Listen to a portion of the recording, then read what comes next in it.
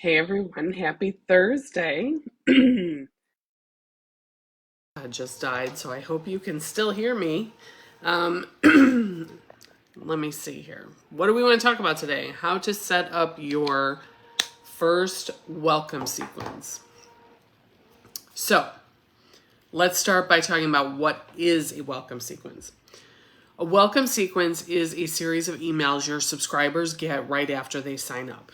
Think of it like inviting a new friend over. You wouldn't just open the door and say, cool, you're here. You'd greet them, show them around, maybe pour some wine, right? In business terms, your welcome sequence introduces you, your brand, what you offer, and how you help. And if done right, it builds trust, boosts engagement, and can even lead to your first sale. So what should be in your first 3 to 5 emails? So I recommend starting with a simple 4 email structure. You can always expand it later, and here's a breakdown. The first email, the hello and freebie. So whatever you are offering, excuse me, to people for free in exchange for their email address, this first email needs to include that, okay? Whether it's a link to a PDF download, or maybe link to schedule a call, or maybe it's a coupon code for 10% off, whatever it is, okay? So deliver the freebie. You want to include a brief intro about you and your business. You also want to include what they can expect from your emails, okay? And then the last thing is a simple call to action like hit reply and tell me your biggest challenge.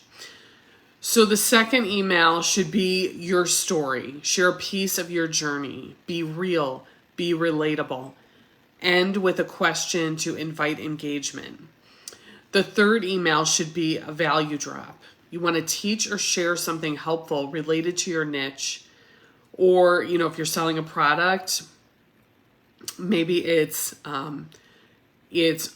showing them the most popular items that you sell in your store.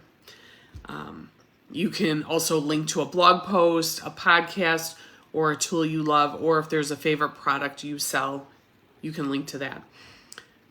You want to start building that expert trust. And the last email should be a soft pitch.